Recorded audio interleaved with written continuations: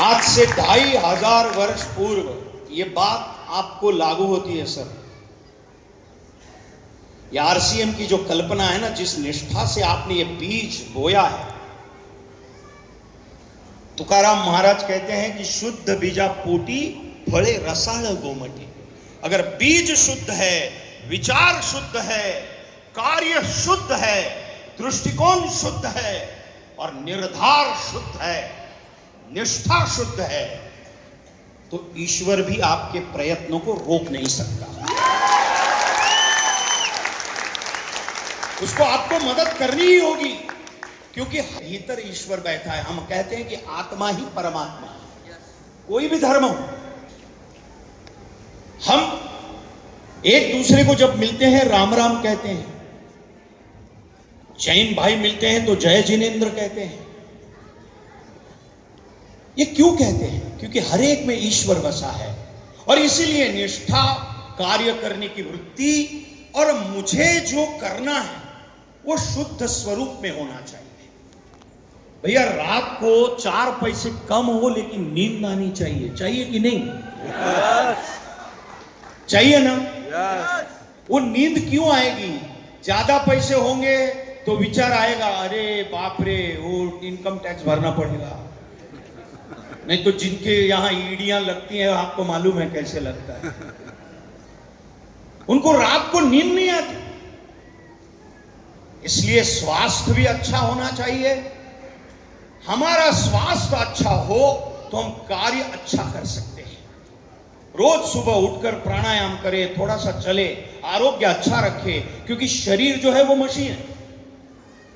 वो मशीन चलने के लिए स्वास्थ्य अच्छा होना जरूरी है। हम भी करते हैं रोज, हमें तो एक्टिंग करनी है, 12-12, 13-13 घंटे खड़ा रहना पड़ता है। तो स्वास्थ्य अच्छा होगा तो कर्म करने की ताकत आएगी। स्वास्थ्य अच्छा होगा, प्राणायाम अच्छा होगा तो विचार भी शुद्ध आएंगे। शरीर स्वस्थ रहेगा तो विचार भी शुद्ध रहेगा।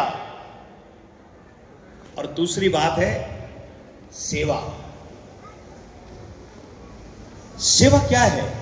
सेवा के लिए कोई पैसे की जरूरत नहीं है, वृत्ति की जरूरत है। किसी एक व्यक्ति को अगर जरूरत है, आपके पास धन नहीं है लेकिन आपके पास विचार है कि इस व्यक्ति को हम मदद कैसे करें, इस व्यक्ति के पास कैसे पहुंचे, किसी और को फोन किया और उस व्यक्ति को मदद रूप बन गए, निस्वार्थ भाव से आपको जो आनंद होता है ना अंदर, जिन्होंने भी मदद की होगी, किसी के भी काम, परोपकार। और हम मनुष्य ही करते, अरे प्राणी करते हैं तो हम तो मनुष्य हैं, और कितने जन्मों के बाद हमको मनुष्य का जन्म मिला है। तो इस जन्म में केवल हम अपने व्यापार के लिए और अपना ही तिजोरी भरने के लिए तिलोकचंद जी ने आरसीएम नहीं बनाया है। भारत का हर नागरिक समृद्ध हो, संपन्न हो, विचार प्रवर्तमान हो और राष्ट्रीय निष्ठा हो और राष्ट्र का, समाज का कल्याण हो, इस हेतु से आरसीएम बनाया। अब मैं चाणक्य की तुलना तो नहीं कहूंगा, लेकिन वो भी वही संकल्प था सर। आज से 2500 वर्ष पूर्व, ईसा पूर्व 320 बीसी में, जब अलेक्जेंडर, जिसे सिकंदर कहते हैं, वो जब हमारे भारत पर आक्रमण करते आ रहा था, तो चाणक्य जो थे वो तक्षशिला विद्यापीठ, यानी आज का अफगानिस्तान और ईरान से सटा हुआ प्रदेश, गांधार प्रदेश, जहां की गांधारी थी, वहां के वो कुलपति थे, यानी कि चांसलर। वो कुलपति थे। उन्होंने वहां के राजा को कहा कि भैया इसे रोको, ये भारत को नष्ट करेगा, भारत की संस्कृति को नष्ट करेगा। और सारे राजा अपने आप में लड़ रहे थे स्वार्थ में। भारतीय सीमा ईरान तक सटी हुई थी, तब एकत्रित, संगठित ये खंड नहीं था। तो एक शिक्षक ने ये सोचा, सर मैं आपके विचार के साथ ये तुलना कर रहा हूं। उन्होंने सोचा कि यदि भारत को एकत्रित करना है तो क्या करना है। सोचिए, जिसके पास एक फूटी कौड़ी नहीं है, एक सैनिक नहीं है, कुछ भी नहीं है, केवल है तो एक संकल्प, और शुद्ध संकल्प, शुद्ध निर्धार कि इस भारतवर्ष को अखंडित भारतवर्ष को, खंडित भारतवर्ष को अखंडित करना है और खंड खंड में बटे हुए राष्ट्र को एकत्रित करना है।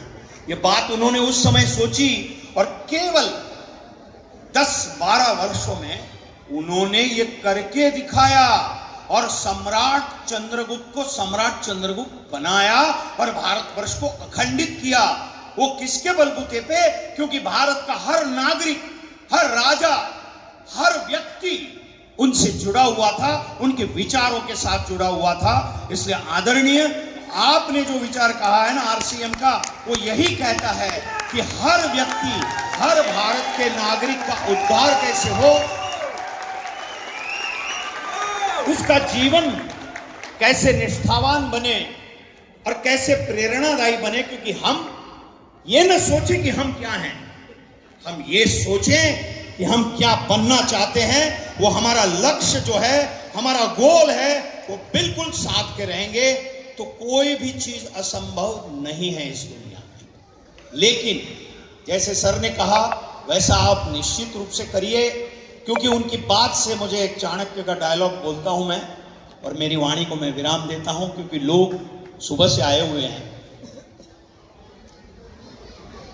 आपकी जो निष्ठा है ना सर, निष्ठा के पात्र होते हैं जन समुदाय, यानी आप निष्ठा के पात्र होते हैं जन समुदाय।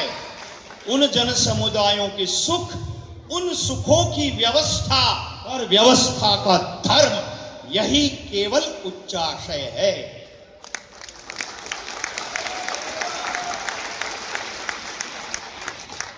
तो निष्ठा के पात्र होते हैं जन समुदाय। आरसीएम का विचार है जन समुदायों के हित, उनके सुखों की व्यवस्था और व्यवस्था का धर्म, यही आरसीएम का विचार है। और सर, मैं आपके इस विचार से बहुत ही प्रभावित हुआ। मुझे आपने आपके इस अद्भुत परिवार से मिलवाया, इसलिए आपका पुनः एक बार मैं आभार प्रकट करता हूं, अभिनंदन देता हूं आरसीएम को।